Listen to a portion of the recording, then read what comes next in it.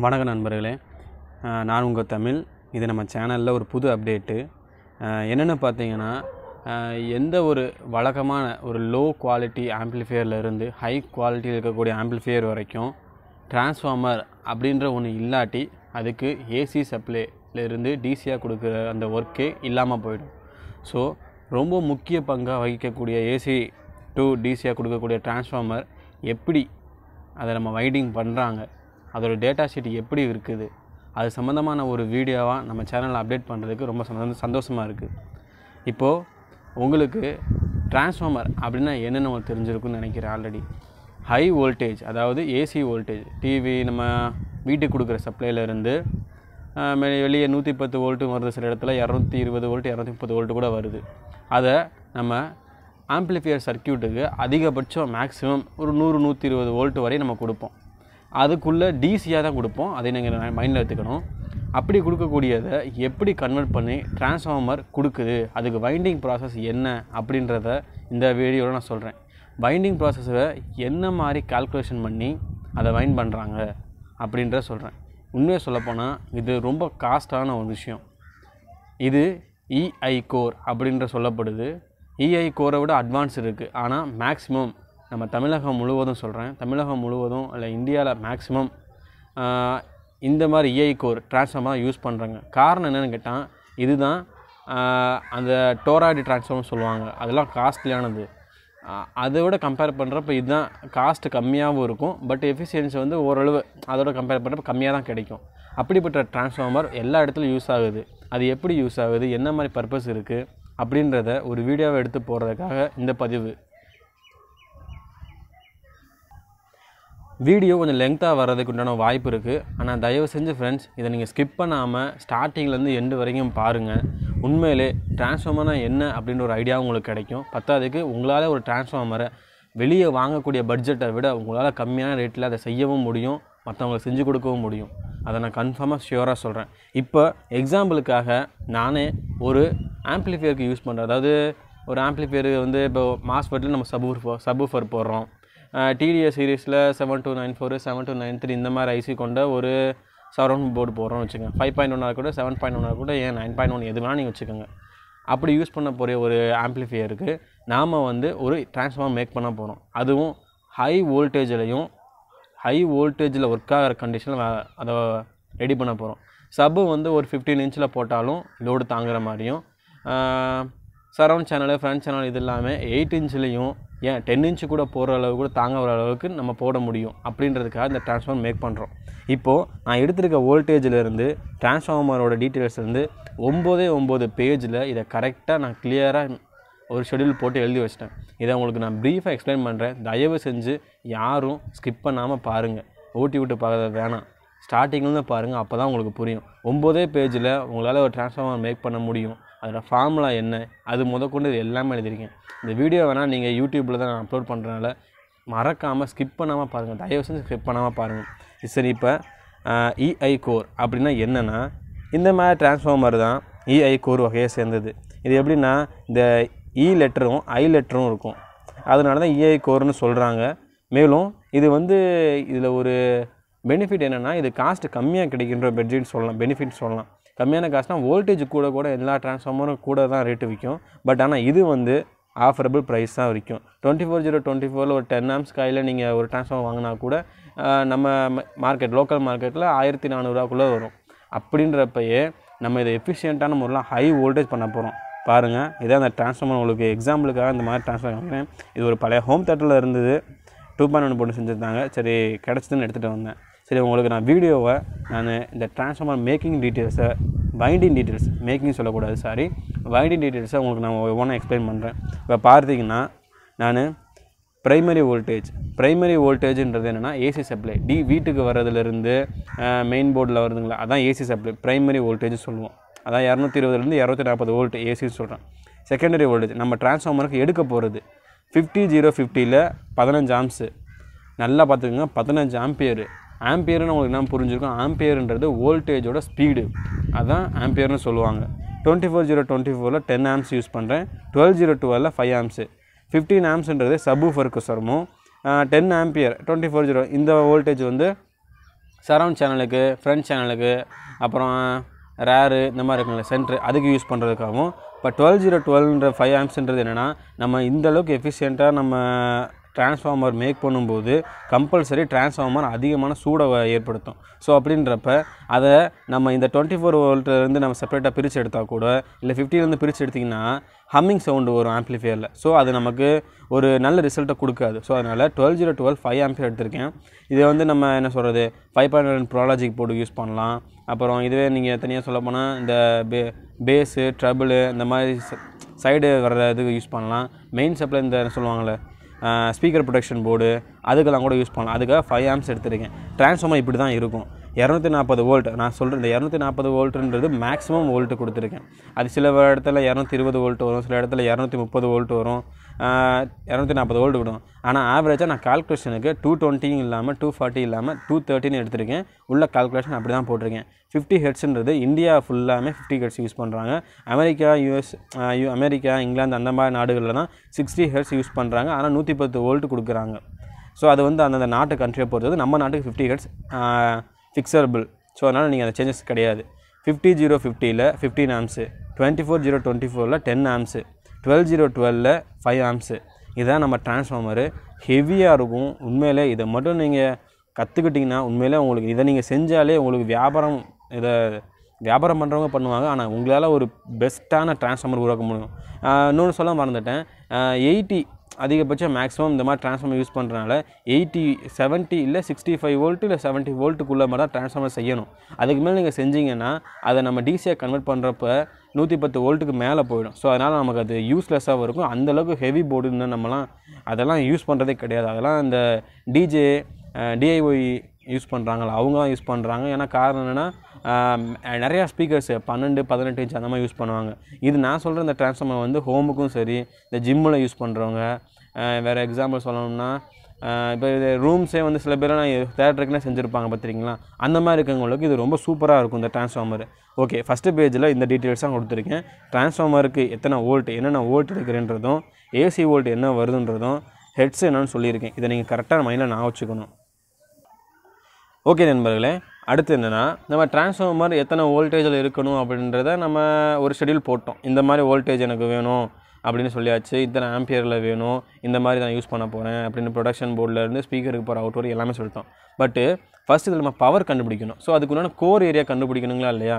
அந்த டிரான்ஸ்ஃபார்மரோட பாபின் அப்படின்னு சொல்லுவாங்க. அதாவது வித்தும் ஹைட்டும் அதில் இருக்கும், மெஷராக இருக்கும். சரிங்களா? எல்லாருக்கும் ஒரு சிபாரிசு பண்ணுறேன்னு சொல்லணும். அது வந்து என்னென்னா பிசிபி பாபின் அதவே யூஸ் பண்ணுங்கள். அதுதான் அதிக ஹீட்டை வந்து ஏற்படுத்தாது. ஹீட் அதிகமாக வராட்டியே டிரான்ஸ்ஃபார்மர் கம்ப்ளைண்ட் ஆகாது. ஓகேங்களா? இந்த சின்ன டிப்ஸ் எடுத்துக்கோங்க. ஓகே, ஃபஸ்ட் சொல்கிறேன். இப்போ பவர் கண்டுபிடிக்க போகிறேன். பவர்னால் வோல்டேஜ் இன்ட்டு கரண்ட்டு. நிறைய பேத்துக்கு இது வித்தியாசம் தெரில. வோல்டேஜுன்றது நம்ம வோல்ட், அது நார்மல். கரண்ட்டுன்றது என்னென்னா அதோட ஆம்பியர், அதாவது ஸ்பீடு. எல்லாருமே வீட்டில் இருக்கிறப்ப கரண்ட்டு செக் பண்ணு, கரண்ட் இருக்கான்னு பாரு அப்படின்றது தவறான விஷயம். அது பழகிருச்சு. நீங்கள் திருத்திக்கங்க, ஒன்றும் தப்பு இல்லை. இப்போ பவருன்றப்ப நான் 2 வோல்ட் யூஸ் பண்ணுறேன். 50 + 50. நீங்கள் சிங்கிள் வோல்ட்டுக்கு மட்டும் நீங்கள் கால்குலேட் பண்ணக்கூடாது, டூயல் வோல்ட்டுக்கு போடணும். இஐ கோர் அப்படி தான் ஒர்க் ஆகுது. ஓகேங்களா? 50 + 50 15 ஆம்ப்ஸு.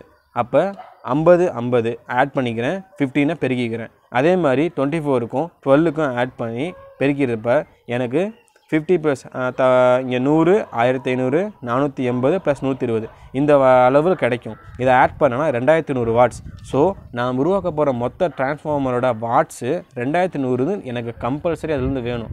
இதில் எஃபிஷியன்சிக்கோசரம் சில விஷயங்கள் குறையத்தான் செய்யும். அது நமக்கு ஒன்றும் ப்ராப்ளம் இல்லை. ஆனால் இருந்தாலும் நம்ம சர்க்யூட் போர்டு சூப்பராக வேலை செய்யும். ஓகேங்களா? 2100 வாட்ஸு நம்ம எடுக்க போகிறோம். அப்படின்றப்ப 2100 வாட்ஸ்னால் அதுக்கு எவ்வளோ யோசிச்சு பாருங்கள். ஹெவியாக இருக்கும், செம்ம ஹெவியாக இருக்கும், அந்தளவுக்கு வாட்ஸ். ஸோ நம்ம இப்போ ஃபைனல் பண்ணுறோம். 2100 வாட்ஸ் தான் நான் யூஸ் பண்ண போகிற டிரான்ஸ்ஃபார்மருக்கு உண்டான அதிகப்படியான இல்லை எனக்கு தேவையான வாட்ஸு அப்படின்றத இதை உங்களுக்கு நான் தெளிவுபடுத்திடுறேன்.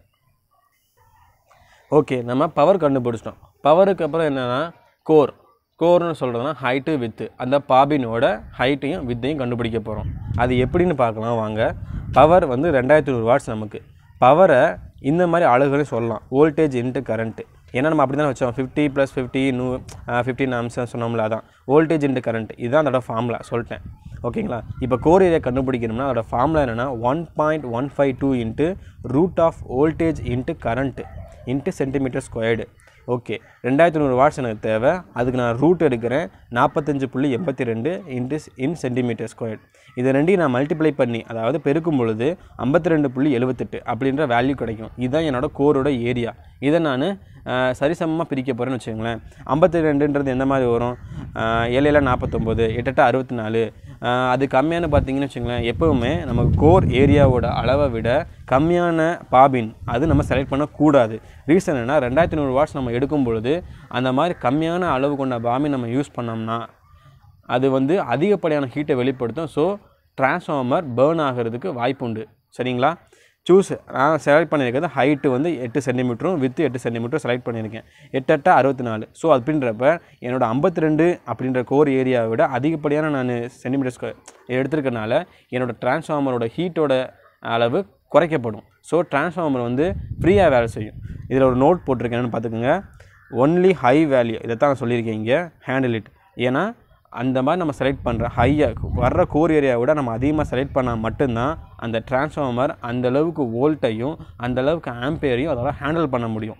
ஓகேங்களா? இது உங்களுக்கு கிளியராக இப்போ புரிஞ்சிருக்கும். 2 ஸ்டெப் முடிஞ்சிருக்கு நம்மக்கிட்ட. இப்போ ஃபஸ்ட்டு பவர் கண்டுபிடிக்கிறது, ரெண்டாவது கோர் கண்டுபிடிக்கிறது. இந்த 2 வேலையும் முடிஞ்சு அடுத்து நம்ம ப்ரைமரி வைண்டிங்கிறது என்னென்னு சொல்லிட்டேன். அதுதான் ஏசி சப்ளை. மெயின் போர்ட்லேருந்து வரதுன்னு உங்களுக்கு ஈஸியாக நான் வச்சுக்கோங்க. அதுதான் ஏசி சப்ளை. சரிங்களா? இப்போது ப்ரைமரி கரண்ட் அப்படின்றது என்னென்னா, பவரை ப்ரைமரி வோல்டேஜ்னால இன்ட்டு எஃபிஷியன்சி இது ரெண்டையும் மல்டிப்ளை பண்ணி டிவைட் பண்ணுறது தான் நம்மளோட ப்ரைமரி கரண்ட். அதாவது நம்மளோட டிரான்ஸ்ஃபார்மர் இந்தளவுக்கு 2100 வாட்ஸ், ஓகேங்களா, 2100 வாட்ஸை அது கொடுக்கணும்னா எந்த அளவுக்கு, அதாவது ஏசி வோல்ட்டை எந்த அளவுக்கு எடுக்கணும், அது வந்து எந்த அளவுக்கு ஆம்பியர்லையும் எடுக்கணும் அப்படின்றது தான் இப்போ நம்ம கால்குலேஷன்ஸ். ஓகேங்களா? 2100 பவர் வந்து 2100. நான் வோல்டேஜ் ப்ரைமரி வோல்டேஜ் விபி அப்படின்றது சப்ளை ரோஜ், அதாவது வீட்டிலேருந்து நமக்கு டிரான்ஸ்ஃபார்மருக்கு ஆம்பிளிஃபையர் கொடுக்கக்கூடிய வோல்டேஜ் 230 வோல்ட் அப்ராக்சிமேட் கரெக்டாக நான் கொடுத்துருக்கேன். சில வீடுகளில் 240 வோல்ட் வரலாம், கம்மியாக வரலாம். கம்மியாக வந்துட்டால் டிரான்ஸ்ஃபார்மரோட வாட்ஸ் கம்மியாகும். இதே கூட வந்து பேர்ன் ஆகக்கூடாதுன்றதுக்காக தான் இந்த ஒரு இது கம்பல்சரி. இந்த மாதிரி நீங்கள் ஹை வோல்டேஜ் கொண்ட நீங்கள் டிரான்ஸ்ஃபார்மர் யூஸ் பண்ணுறீங்கன்னா ஃபியூஸ் இல்லாமல் யூஸ் பண்ணக்கூடாது. இதை வந்து முக்கியமான கருத்தில் வச்சுக்கணும். ஃபியூஸ் இல்லாமல் யூஸ் பண்ணிங்கன்னா அது எலக்ட்ரிக் ஷாக்கில் இல்லைனா டிரான்ஸ்ஃபார்மர் பேர்ன் ஆகிற ஸ்டேஜை கொண்டு வந்து கொடுத்துரும். அதனால் ஃபியூஸ் கம்பல்சரி நீங்கள் யூஸ் பண்ணணும். ஓகேங்களா? 2100 டிவைடட் பை 230 × 0.9 இதை மல்டிப்ளை பண்ணி நம்ம கரெக்டாக ஃபஸ்ட்டு நீங்கள் எப்போயுமே சொல்லிட்டேன், வேல்யூ வந்து உங்களுக்கு மேத்தமெட்டிக்ஸ் மாதிரி தான், கரெக்டாக நீங்கள் மல்டிப்ளை பண்ணி டிவைட் பண்ணணும். 230 × 0.9 இதை முதல்ல நீங்கள் மல்டிப்ளை பண்ணதுக்கப்புறம் தான் 2100 டிவைட் பை அந்த இதை போட்டிங்கன்னா கரெக்டான உங்களுக்கு வேல்யூ வரும். சொல்லிட்டேன். Primary current 10.14 ampere. அப்போ 2100 வாட்ஸ் அந்த டிரான்ஸ்ஃபார்மர் கொடுக்கணும்னா அந்த டிரான்ஸ்ஃபார்மர் எடுத்துக்கிற ஆம்பியர் வந்து 230 வோல்ட்டில் 10.14 ஆம்பியர் எடுத்துக்குது. நல்லா பார்த்துங்க, 10.14 ஆம்பியர்ன்றது இது வரைக்கும் இந்த மாதிரி டிரான்ஸ்ஃபார்மர் வந்து ஹையான அதிகப்படியான இடங்களில் நீங்கள் சொல்லப்போனால் இது வந்து நீங்கள் இன்னொரு பெஸ்ட் எக்ஸாம்பிள் சொல்லணும்னா ஜப்பானீஸ் டெக்னாலஜியில் யூஸ் பண்ணுறாங்க. அவங்க டோராய்டு யூஸ் பண்ணுறாங்க. அது மட்டும் இல்லாமல் இந்த மாதிரி ஏஐ கோரும் யூஸ் பண்ணுறாங்க. அதில் ஜப்பானீஸ் டெக்னாலஜியில் இது இருக்குது, நான் பார்த்துருக்கேன். கம்பல்சரி இதை நீங்கள் நம்பலாம், உண்மைதான். அடுத்து நெக்ஸ்ட்டு வயர் செலெக்ஷன்.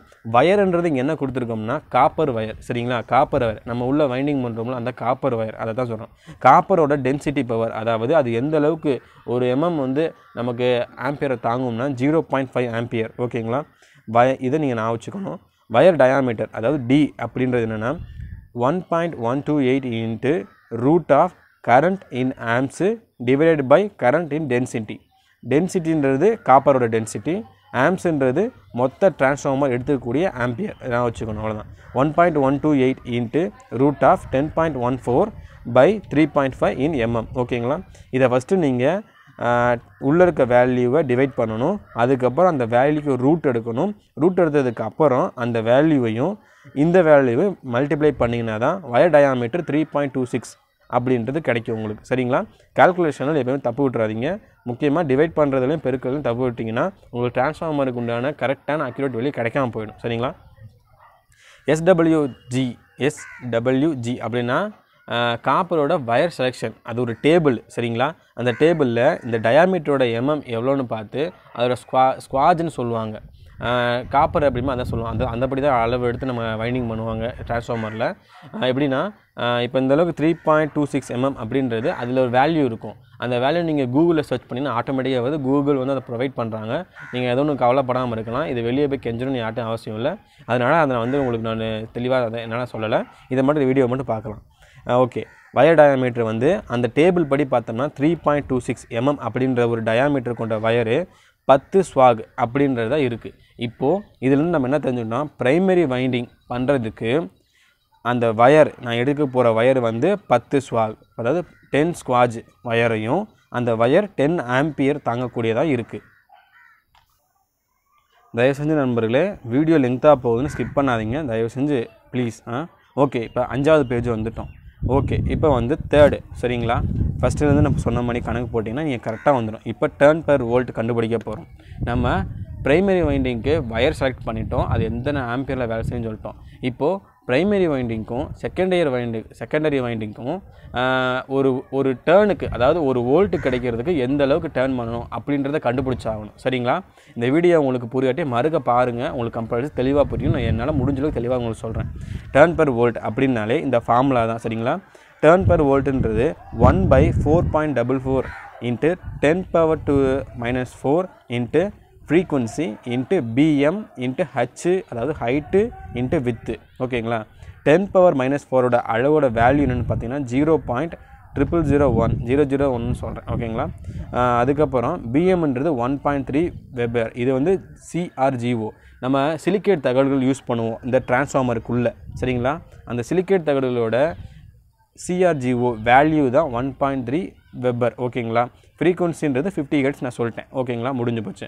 இப்போது இந்த ஃபார்முலா அப்ளை பண்ணுறேன்னு 4.44 இன்ட்டு 10⁻⁻⁴ இன்ட்டு F இந்த ஃபார்முலா அப்ளை பண்ண போகிறேன். ஃபஸ்ட்டு நீங்கள் என்ன பண்ணுறீங்கன்னா இந்த 10⁻⁻⁴ வேல்யூவை ஃபஸ்ட்டு நீங்கள் அப்ளை பண்ணாமல் இந்த ஃபஸ்ட்டு வேல்யூவை 50 ஹெர்ட்ஸு 1.388 இதை முதல்ல 4 பெருக்கிடுங்க. பெருக்கினதுக்கப்புறம் இந்த வேல்யூவோட பெருக்கிடுங்க. வந்த ஆன்சரை தனியாக எடுத்து வச்சுட்டு அதுக்கப்புறம் 1/by ஆன்சர் அப்படி போட்டிங்கன்னா தான் உங்களுக்கு இந்த வோல்ட்டு இந்த ரேஞ்சு வரும் சரிங்களா. நான் ட்ரை பண்ணி பார்த்துட்டேன். நீங்கள் தப்பாக வேல்யூ கொடுத்தீங்கன்னா டர்ன் பெர் வோல்ட்டில் ராங்கான ஒரு வேல்யூ கிடச்சிடுது. ஸோ அப்படின்றப்ப நீங்கள் ராங்கான ஒரு கால்குலேஷனோடு நீங்கள் போய் ட்ரான்ஸ்ஃபர் செஞ்சீங்கன்னா அதுக்கு சரியாக இருக்காது. ஓகேங்களா, ரிசல்ட் உங்களுக்கு பெட்டராக அமையாது. புரிஞ்சிருச்சுங்களா. இதுபடி நம்ம கால்குலேட் பண்ணி போட்டோம்னா டர்ன் பெர் வோல்ட், அதாவது எனக்கு ஒரு வோல்ட்டு கிடைக்கிறதுக்கு நான் எத்தனை அளவு சுற்றணும் அப்படின்னா 0.5. ஓகேங்களா, 0.5 வந்து டர்ன் பண்ணணும். ஓகேங்களா, ஒரு வோல்ட்டுக்கு. புரிஞ்சுக்கோங்க. Okay, note must calculate carefully. இது வந்து கால்குலேட் பண்ணுறப்ப பார்த்து கரெக்டாக கால்குலேட் பண்ணுங்கள் சரிங்களா. டர்ன் பெர் வோல்ட்டுன்றது ப்ரைமரிக்கும் செகண்டரிக்கும் ஒன்று தான். ஓகேங்களா. இப்போ ப்ரைமரி வோல்ட்டு வந்து 230 வோல்ட் கொடுக்குறோம், அதுக்கும் நம்ம இன்ட்டு பெருக்க பண்ணுறப்ப இந்த டர்ன் பெர் வோல்ட்டை தான் யூஸ் பண்ணணும். செகண்டரி வோல்டேஜுக்கும் நம்ம இந்த டர்ன் பெர் வோல்ட்டை தான் யூஸ் பண்ணணும். ஓகேங்களா நண்பர்களே. இப்போ 6th பேஜ் வந்துருக்கேன். இந்த 6th பேஜில் நம்ம ஒரு கரெக்டான வேல்யூ கிடைக்க போகுது உங்களுக்கு. ஓகேங்களா, தயவு செஞ்சு ஸ்கிப் பண்ணாமல் பாருங்கள். உங்களுக்கு நான் இது உண்மையிலே ரொம்ப சிரமப்பட்டு தான் அந்த வீடியோவை எடுத்திருக்கேன். வீடியோ எடுத்ததும் இல்லாமல் இது கூட கண்டுபிடிச்ச விஷயங்கள்லாம் உண்மையிலே ரொம்ப யூஸ்ஃபுல்லாக இருக்கும் உங்களுக்கு அப்படின்றதுக்காக போடுறேன். Number of turns. ஓகேங்களா, டர்ன் பெர் வோல்ட்டு 0.54 கண்டுபிடிச்சிட்டோம். ப்ரைமரி வைண்டிங்கில் 230 வோல்ட் வரும்னு சொல்லியிருக்கேன் சரிங்களா. அப்போ 230 வோல்ட் உள்ளே போய் அதை நான் அவுட்புட்டாக எடுக்கிறனால 230 × 0.54 இதை பெருக்கிறப்ப 124.2. ஓகேங்களா, இதை 10% ஆட் பண்ணிக்கிறேன், அதாவது ஒரு 10 ரவுண்ட்ஸ். ஓகேங்களா, ஆட் பண்ணிக்கிறேன். ரீசன் என்னென்னா எஃபிஷியன்சிக்கு வசரம். சப்போஸ் சில சொன்ன வோல்டேஜ் கூட வரும் கம்மியாக வரும் அப்படின்றப்ப டிரான்ஸ்ஃபார்மரோட ஆயுள் அப்படின்னு சொல்லலாம்ல, அதோட லைஃப் டைமுக்காக ஒரு 10 வருஷம் எக்ஸ்ட்ரா சேர்த்துக்கிறேன். 134. இதை நீங்கள் மறக்காமல் நீங்கள் சேர்த்துக்கிறது நல்லது. சப்போஸ் நீங்கள் இந்த செக் அவுட்டுக்கு இந்த பல்ப் வச்சு யூஸ் பண்ணுவாங்க, அது இருந்ததுன்னா உங்களுக்கு 124 வோல்ட்லேயே இதே டிரான்ஸ்ஃபார்மர் நீங்கள் செய்கிற மாதிரி இருந்தால் கூட 124 வோல்ட்லேயே உங்களுக்கு அந்த பல்பை எரியாட்டி நீங்கள் அதவே அப்படியே ப்ரொசீட் பண்ணிக்கலாம். எக்ஸ்ட்ரா 10 வோல்ட்டுன்றது உங்களுக்கோசரம் ஒரு ஃபுல் ஃப்ளெட்ஜாக சூப்பராக இருக்குன்றக்காக. அப்போ நம்ம ஓகே 140 வோல்ட் நான் ரவுண்ட் பண்ணி வச்சுக்கிறேன் இந்த கால்குலேஷனுக்கு. ப்ரைமரி வெண்டிங்கில் அதிகப்படியான டேஞ்சர்ஸ் இருக்குது. ஸோ அதனால் தயவு செஞ்சு பிகினர்ஸ் யாரும் எடுத்துன்னு ட்ரை பண்ண வேணாம். மினிமம் கம்மியான வோல்டேஜ் ஒரு 12/012 ஸ்டார்ட் பண்ணுங்கள். அது உங்களுக்கு பெட்டராக வந்ததுக்கப்புறம் அடுத்தது நீங்கள் கொஞ்சம் படிப்படியாக முன்னேறுங்க சரிங்களா. அதுவும் இல்லாமல் ப்ரைமரி வைண்டிங் இதோட முடிஞ்சுது.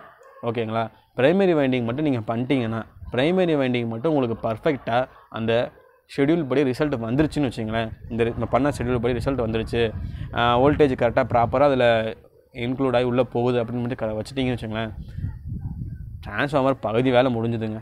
அடுத்து அவ்வளோதான், செகண்டரி வோல்டிங் தான் இப்போ பார்த்துட்டு ஓகே நண்பர்களே. அடுத்து செகண்டரி வைண்டிங் வந்துட்டோம். செகண்டரி வைண்டிங்கில் ஒவ்வொன்றுக்கும் ஒரு டிஃப்ரெண்ட்டான வோல்டேஜ் நம்ம கொடுக்க போகிறோம். ஸோ அப்படின்றப்ப ஒவ்வொரு வோல்டேஜுக்கும் தனித்தனியாக எஸ்டபிள்யூஜி அதாவது ஸ்குவாஜ் வயர் செலக்ட் பண்ணணும். பத்தாவதுக்கு ஒவ்வொன்றுக்கும் அது எத்தனை சுற்றணும் அப்படின்னு கண்டுபிடிக்கணும். அப்போனா தான் அந்த வோல்ட்டை நம்ம அதில் எடுக்க முடியும். ஓகேங்களா? இப்போ நான் வந்து 3 விதமான வோல்ட் எடுத்திருக்கேன். சரிங்களா? 50 எடுத்திருக்கேன், 24 எடுத்திருக்கேன், 12 எடுத்திருக்கேன். Dual volt. சரிங்களா? +or- volt. ஸோ அதனால் தனித்தனியாக ஒவ்வொன்றா செப்பரேட்டாக பார்க்குறேன். வயர் டயாமீட்டரோட ஃபார்முலா 1.128 × Ampere/density. இதுதான் உங்களுக்கு சொல்லியிருக்கேன். ஓகேங்களா? ஃபஸ்ட்டு 50 வோல்ட்டுக்கு ட்ரை பண்ணுறேன். இந்த ஃபார்முலா அப்ளை பண்ணுறேன். இந்த ஆம்ஸ்ன்ற இடத்துல 15 அப்படின்னு அப்ளை பண்ணிட்டு 3.5ன்றது காப்பரோட டென்சிட்டி, அதை உங்களுக்கு சொல்லிட்டேன். ஓகேங்களா? இதை ஃபஸ்ட்டு நீங்கள் என்னென்னா முதல்ல உள்ளே இருக்க வேல்யூவை டிவைட் பண்ணணும். டிவைட் பண்ண உடனே அந்த வேல்யூக்கு ரூட் எடுக்கணும். ரூட்டை எடுத்ததுக்கு அப்புறம் தான் நீங்கள் மல்டிப்ளை பண்ணணும். நீங்கள் மொத்தமாக இந்த ஃபார்முலாவை நீங்கள் டிஜிட்டல் கால்குலேட்டர்லையோ இல்லை ஃபோனில் நீங்கள் போகிறீங்கன்னு வச்சிங்களேன், ஸ்ட்ரைட்டாக போட்டிங்கன்னா வேல்யூ தப்பாக தான் வரும். சொல்லிட்டேன், தப்பாக தான் வரும். சரிங்களா? நீங்கள் என்ன குறை சொல்லக்கூடாது, நான் கரெக்டாக தான் சொல்லி தந்துட்டுருக்கேன் உங்களுக்கு. சரிங்களா? இதை நீங்கள் கரெக்டாக அப்ளை பண்ணிங்கன்னா 2.33 mm அப்படின்னு டயாமீட்டர் வரும்.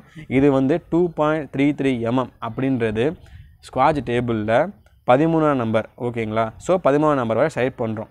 இப்போது ஒரு முக்கியமான ரூல் நீங்கள் கொண்டு வரேன். செகண்டரி வைண்டிங்கில் 1.04 அப்படின்ற ஒன்று ஆட் பண்ணிக்கணும், மல்டிப்ளை பண்ண யூஸ் பண்ணணும். ரீசன் என்னென்னு கேட்டிங்கன்னா, வோல்டேஜ் வந்து டிராப்பிங் ஆகிறதுக்கும் அதிகப்படியாக போகிறதுக்கும் நம்ம அதிகப்படியாக வந்துட்டால் பரவாயில்ல, கம்மியான ஒரு எஃபிஷியன்சிக்கும் அந்த இடத்துல நமக்கு கம்மியான வோல்டேஜ் கிடைக்குன்னு வச்சுங்களேன், அப்போ நம்ம எந்த ட்ரான்ஸ்ஃபார்மர் மேக் பண்ணணும்னு நினைக்கிறோமோ அது ஃபால்ஸ் ஆகிடுங்களா. அதனால் 1.04ன்றது எஃபிஷியன்சிக்கோசரம் எக்ஸ்ட்ராவாக வோல்டேஜ் கிடைச்சாலும் கிடைக்கட்டும், இல்லாட்டி நான் அப்ளை பண்ணியிருக்க வோல்ட் மட்டும் கிடைச்சா போதும் அப்படின்ற ஒசரம் 1.04 அப்படின்ற ஆட் பண்ணுறேன். இதில் ஸ்குவாட் செலக்ட் பண்ணிவிட்டேன். அதை டயாமீட்டரை வச்சு நம்பர் ஆஃப் டர்ன்ஸ் போட போகிறேன். பாருங்கள், 1.04 × 0.54 இது டர்ன் பர் வோல்ட்டு. 50 + 50 அப்படின்றது 50 + வோல்ட்டு, 50 - வோல்ட்டு ரெண்டுக்கும் வசனம். சரிங்களா? இதை நான் கரெக்டாக கால்குலேட் பண்ணிங்கன்னா 56.16 டர்ன்ஸ் வரும்.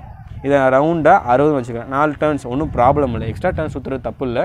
ஆனால் ரொம்ப நீங்கள் சுற்றுனீங்கன்னா வோல்ட் அதிகம். இப்போ 50 வோல்ட்டுன்றப்ப 1 வோல்ட் எக்ஸ்ட்ரா வர வாய்ப்பு இருக்குது. அதனால் ஒன்றும் ப்ராப்ளம் இல்லை. ஏன்னா நான் சொல்ல போகிற கடைசியில் ஃபைனலைஸ் பண்ணி ஒன்று சொல்கிறேன் உங்களுக்கு. சரிங்களா? அதனால் நீங்கள் கவலைப்படாமல் இருக்கலாம். 60 டர்ன் சுற்றுறேன், 50 வோல்ட்டு கிடைக்கும். டூயல் வோல்ட் 50 கிடைக்கிறதுக்கு இது வந்து சென்டர் டேப்புன்றது என்னென்னு நீங்கள் பார்த்தீங்கன்னா, நடுவில் அதாவது இதை வந்து நீங்கள் எப்படி சொல்லணும்னா 60 வோல்ட்டுன்னு வச்சுங்களேன், ஒரு 30 வோல்ட்டு நீங்கள் சுற்றணும். 30 வோல்ட் சுற்றினதுக்கப்புறம் 31வது வோல்ட்டை சென்டர் டேப் எடுத்து கிரவுண்ட் வோல்ட்டை நீங்கள் வெளியே எடுக்கணும். சரிங்களா? இது சம்மந்தமான டீட்டெயில்ஸ் நான் முதல்ல உங்களுக்கு சொல்லிடுறேன், நீங்கள் புரிஞ்சுக்கோங்க. அதுக்கப்புறம் இது சம்மந்தமாக மேக்ஸிமம் நிறையா வீடியோஸ் வந்து யூடியூப்பில் இருக்குது, நீங்கள் பாருங்கள். முதல்ல அது வந்து சிலது வந்து இங்கிலீஷ்னா கூட ஓரளவு புரிஞ்சிடும், சிலது அது என்ன லாங்குவேஜ்னே புரியல. அதனால தான் சொல்கிறேன், நான் வந்து தெளிவாக உங்களுக்கு சொல்கிறேன், இந்த மாதிரி புரிஞ்சுக்கோங்க. சரிங்களா? சென்டர் டேப்புன்றது நம்ம கொடுத்துருக்க வோல்ட் வந்து டூயல் வோல்ட்டுக்கு நம்ம கால்குலேட் பண்ணியிருக்கோம். அப்படின்றப்ப ஃபஸ்ட்டு ப்ளஸ் வோல்ட்டில் ஸ்டார்ட் ஆகும்.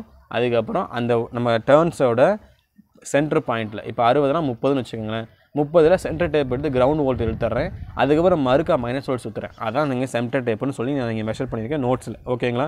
பேஜ் 7 வந்துச்சு. இன்னும் 2 பேஜஸில் ஒரு டிரான்ஸ்ஃபார்மர் ஃபினிஷ் பண்ணுறதுக்கு சாதாரண டிரான்ஸ்ஃபார்மரில் இதில் நீங்கள் நினைக்கிற மாதிரி எந்த ரேஞ்சில் வேணாலும் எந்த வோல்ட் வேணால் எடுக்கிற அளவுக்கு உங்களால் இதை கற்றுக்க முடியும் அப்படின்றதுக்காக இந்த வீடியோ வந்துகிட்ருக்கு, மறந்துடாதீங்க. ஸோ ஓகேங்களா? அடுத்து பேஜ் 7க்கு அப்புறம் பேஜ் 8 போகிறேன். நம்ம பேஜ் 8ல் இப்போ பாருங்கள், ஒரு நிமிஷம் தப்பாக நினச்சிக்கோன்னா, பேஜ் 8ல் சரி பாருங்கள், 24 வோல்ட்டுக்கு உண்டான டயாமீட்டரையும் ஸ்குவாஜையும் டர்ன்ஸையும் நம்ம கால்குலேட் பண்ண போகிறோம். ஓகே, இதே ஃபார்ம்லாம் அப்ளை பண்ணுறேன். இங்கே 15 ஆம்ஸ் அந்த 50 வோல்ட்டுக்கு போட்டிருந்தோம், இப்போ 10 ஆம்ஸ் இங்கே போட்டிருக்கோம். ஓகேங்களா? இதோட கால்குலேஷன் இப்போ வேல்யூ என்னென்னு பார்த்தீங்கன்னா 1.906 mm வருது. இது 14 நம்பர் ஸ்குவாஜ் வயர். ஓகேங்களா? உங்களுக்கு புரிஞ்சிருக்குன்னு நினைக்கிறேன். ஒரு நிமிஷம், சாரி, ஏதாவது வீடியோவில் உங்களுக்கு நாய்ஸஸ் அதிகமாக கேட்டுச்சுன்னா ஐ எம் ரியலி சாரி. நான் உட்காந்துருக்க இடம் கொஞ்சம் அப்படி பசங்கள்லேருந்து எல்லாம் விளாண்டுட்டு இருக்க மாதிரி தான் இருக்குது. தயவு செஞ்சு நான் சொல்ல டீட்டெயில்ஸை மட்டும் நீங்கள் கரெக்டாக கேட்டுக்கோங்க, உங்களுக்கு உண்மையே ரொம்ப யூஸ்ஃபுல்லாக இருக்கும். ஓகேங்களா? பார்ப்போம் வாங்க. 14 நம்பர் ஸ்குவாஜ் வயரில் இருக்குது. இது டர்ன்ஸ்னு பார்த்தப்ப ரொம்ப சிம்பிள். டர்ன் பர் வோல்ட்டு போடுறோம். எக்ஸ்ட்ரா ஒரு 1.04 போடுறோம், 2 வோல்ட்டே ஆட் பண்ண வேல்யூ, இதை ரெண்டே பெருக்கி பார்த்து நம்ம கால்குலேட் பண்ணோம்னா 26.96 இந்த டர்ன்ஸு சுற்றினா போதும். 30 வோல்ட் அடிஷனல் சுற்றிட்டிங்கன்னா உங்களுக்கு எக்ஸ்ட்ரா 24ன்ற பட்சத்தில் நானே கால்குலேட் மனசுலேயே சொல்கிறேன் பாருங்க, 25 வோல்ட்டு கிடைக்கும் உங்களுக்கு. 25 தப்பே கிடையாது. ஒரு வோல்ட்டு கூட வைப்பாங்க, ஒன்றும் பிரச்சனை இல்லை. சப்போஸ் நம்ம எஃபிஷியன்சியை விட அதிகமான இப்போ 24 வோல்ட் கொடுத்துட்டு நம்ம எக்ஸ்ட்ரா டர்ன் பண்ணி ஒரு 24க்கு பதில் 30 கிடச்சி வச்சுங்களேன், 6 வோல்ட் டிஃப்ரென்ஸ் வருது. ஸோ அப்படின்றப்ப ட்ரான்ஸ்ஃபார்மரோட ஹீட்டை நம்ம இன்க்ரீஸ் பண்ணிவிடுவோம். அதனால் அவர் பண்ணக்கூடாது. ஒரு குறிப்பிட்ட அளவுக்கு ஓகேங்களா, அந்த டர்ன் பர் வோல்ட் சொன்னாங்க, அதை வச்சு நீங்களாக கொஞ்சம் ஓரளவு கால்குலேட் பண்ணிக்கணும். இது உங்களோட சுய அறிவையும் கொஞ்சம் சோதிக்கும். சரிங்களா? ஓகே, இது மூலியமாக 24 வோல்ட் உண்டான அந்த வைண்டிங்கை நம்ம சொல்லிட்டேன். அடுத்து எக்ஸ்ட்ரா இருக்க அடிஷ்னல் ஒன்று 12012. ஓகே நண்பர்களே, இப்போ 12012க்கு உண்டான ஒரு ஷெடியூலை பார்ப்போம். அதே மாதிரி தான், ஒன்றும் ப்ராப்ளம் இல்லை. ஆம்ப்ஸ் இருக்கிற இடத்துல எத்தனை ஆம்பியர் நம்ம எடுக்க போகிறோம், 5, அதை கால்குலேஷன் பண்ணுறோம். எத்தனை நம்ம ஸ்குவாட்ச் அப்படின்ற வயரை பார்க்குறோம். அதுக்கப்புறம் நம்பர் ஆஃப் டர்ன்ஸை மல்டிப்ளை பண்ணி இதோட டர்ன்ஸை கண்டுபிடிச்சிடறேன். 13.4 வோல்ட்டு, இதை டூயல் வோல்ட்டுக்கு தான் கனெக்ட் பண்ணியிருக்கோம். அப்படின்றப்ப நீங்கள் செப்பரேட்டாக பிரிச்சிங்கன்னா 14 போட்டு 15 ஒரு வேல்ட்டை சென்டர் டேப் எடுத்துக்கலாம். இல்லை 15 ஒரு பக்கம், அதாவது கரெக்டாக சொல்லணும்னா 15 டிவைட் பண்ணிங்கன்னா ஒரு 8 7ன்னு பிரிக்கலாம். இல்லை 7 7ன்னு பிரித்து சென்டர் டேப்பை ஒன்று எடுத்துக்கிட்டிங்கன்னா ஒன்றும் ப்ராப்ளம் இல்லை. ஓகேங்களா? இப்போது முழுக்க ஒரு டிரான்ஸ்ஃபார்மரை பெட்டர் குவாலிட்டியில் எப்படி உருவாக்குறது அப்படின்னு நான் உங்கள்கிட்ட சொல்லிட்டேன். ஸோ இது மூலயமா உங்களால் முடிஞ்ச அளவுக்கு தெரிஞ்ச அளவுக்கு சில விஷயங்களை கேதர் பண்ணுங்கள். கேதர் பண்ண முடிச்சதுக்கப்புறம் ட்ரை பண்ணுங்கள். தயவு செஞ்சு பிகினர்ஸ் ட்ரை பண்ணிங்கன்னா உங்களுக்கு ஒரு விருப்பப்பட்டு நீங்கள் ட்ரை பண்ணுறீங்கனாலும் கம்பல்சரி ஃபியூஸ் ப்ரொடெக்ஷன் போட்ட ஒரு போர்டு யூஸ் பண்ணிக்கோங்க. இதை நான் சொல்கிற நோட்ஸ் அடிச்சுக்கோங்க. ஃபியூஸ் ப்ரொடெக்ஷன், அதாவது மெயின் போர்ட்லேருந்து வர்றப்ப ஃபியூஸ்லேருந்து வரணும். அதுதான் மெயின் ரீசன். அப்போ ட்ரான்ஸ்ஃபார்மர் வெடித்தா கூட உங்களுக்கும் உங்களை சுற்றி இருக்கிறவங்களுக்கும் எதுவும் ஆகாது. அதுக்காக சொல்கிறது. அதுக்கப்புறம் பார்த்தோம்னா உங்களை ரெண்டாவது என்ன சொல்லணும்னா, கம்பல்சரி கம்மியான வோல்டேஜில் ஃபஸ்ட் ட்ரை பண்ணுங்கள். 12012 ட்ரை பண்ணுங்கள். ஒரு 3 ஆம்பியர், ஒரு 4 ஆம்பியர் அப்படி ட்ரை பண்ணுங்கள். அதாவது இல்லை 24025 ட்ரை பண்ணுங்கள். ஒரு 5 ஆம்ஸுக்குள்ளே அது வோல்டேஜ் அதிகமாக நம்ம ட்ராப் ஆகி